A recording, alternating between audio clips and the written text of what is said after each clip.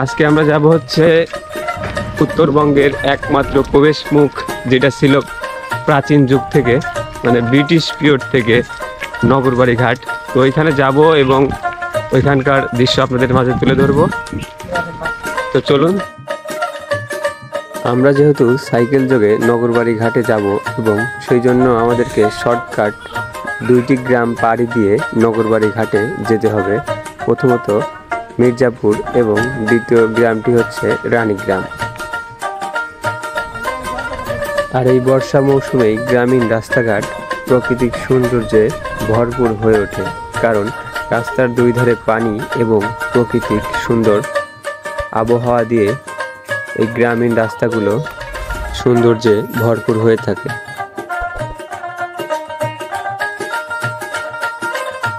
আর এই মেঘছায়াপূর্ণ আকাশটা এতটাই সৌন্দর্য হয়ে উঠেছিল যে আমরা এই ব্রিজে কিছুক্ষণ দাঁড়িয়ে কিছু মুহূর্ত ধারণ করি এবং মনে হচ্ছিল সামনে গেলে হয়তো আর এই রকম দৃশ্য পাবো না, সেই জন্য এইখান থেকেই আমরা কিছুটা সময় পার করি।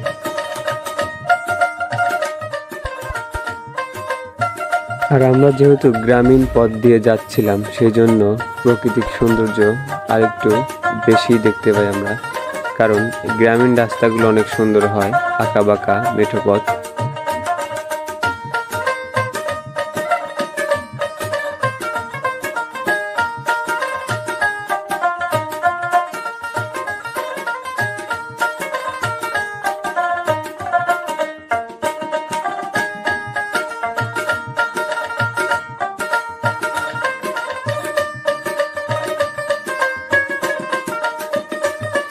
কিছুক্ষণ পরেই আমরা নগরবাড়ি ঘাটে চলে আসি। আর এই নগরবাড়ি ঘাটটির নামকরণ করা হয় নগর খাঁ নামক এক ব্যক্তির জন্য। লোকমুখে শোনা যায় যুদ্ধামলে এই নগর খাঁ নামক ব্যক্তির একটি বাড়ি ছিল এই ঘাটের সীমানা প্রান্তরে, এবং সেই সীমানা ধরেই নদীপথের সকল যানবাহন এইখানে থামতো এবং এইখান থেকেই উত্তরবঙ্গের সকল কার্যক্রম পরিচালনা করত। নগর খাঁ নামক ওই ব্যক্তির নাম অনুসারেই এই ঘাটটির নামকরণ করা হয় নগরবাড়ি ঘাট। আর এই ঘাটটিতে কর্ম করেই শত শত পরিবারের মানুষজন তাদের জীবন জীবিকা পরিচালনা করেন। আর এই ঘাটকে এখন আধুনিক পোর্ট হিসাবে নির্মাণ করা হচ্ছে। আর বিকেল হলেই এই পোর্টটিতে শত শত মানুষ তাদের পরিবার পরিজন নিয়ে ঘুরতে আসেন সুন্দর সময়টুকু পার করার জন্য। আর এইখানে ঝালমুড়ি থেকে শুরু করে অনেক রকমের দোকানপাট বসে, যেইখানে আপনি আপনার পরিবার পরিজন নিয়ে হালকা কিছু খাওয়া দাওয়া করতে পারবেন। আমরা এই আঙ্কেলের দোকানে 2টা ঝালমুড়ি অর্ডার করি 10 টাকার করে। আর এই ঝালমুড়িটা অনেক সুস্বাদু ছিল, যেটা আপনারা খেলে বুঝতে পারবেন। যদি আপনারা কখনো নগরবাড়ি এই ঘাটটিতে যান, অবশ্যই এই আঙ্কেল থেকে ঝালমুড়িটি খাবেন, তাহলেই বুঝতে পারবেন। তারপরে আমরা ঝালমুড়িটা খেয়ে শরবত অর্ডার করি 2টা। শরবতের মূল্য ছিল 10 টাকা করে।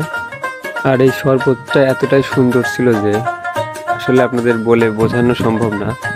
আপনারা যদি কখনো নগরবাড়ি ঘাটটিতে যান, অবশ্যই এই আঙ্কেলের থেকেও এই শরবতটি পান করবেন, তাহলেই বুঝতে পারবেন এই শরবতটা কেমন।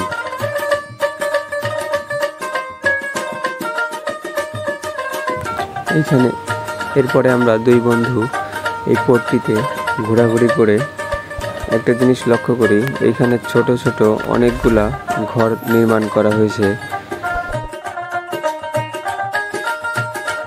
পরে জানতে পারলাম এই ঘরগুলোতে এইখানে যারা এই পোর্টে যারা মালামাল নিয়ে আসবেন নদী পথে, যেন তাদের মালগুলো সুন্দরভাবে থাকতে পারে, এইখানে আমদানি করে রাখবেন, সেই জন্য এই ঘরগুলো নির্মাণ করা হয়েছে।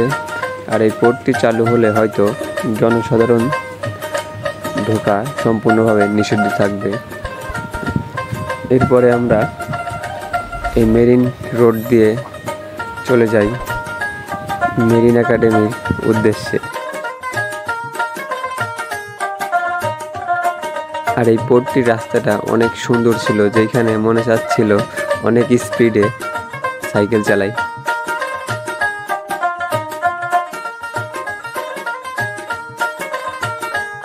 এরপরে আমরা স্বনামধন্য নগরবাড়ি মডেল স্কুলের সামনে দিয়ে চলে যাই মেরিন একাডেমির দেখার জন্য।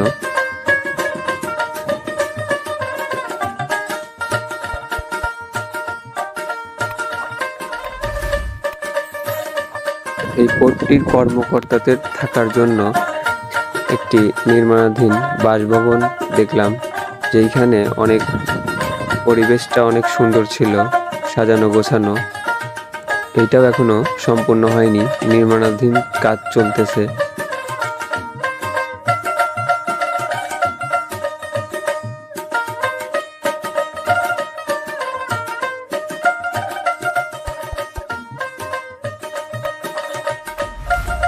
বাংলাদেশে মোট সরকারি 7টি মেরিন একাডেমি রয়েছে, যার মধ্যে আমাদের এই পাবনা জেলার নগরবাড়িতে একটি মেরিন একাডেমি। এই মেরিন একাডেমিটিও নির্মাণাধীন কাজ চলছে।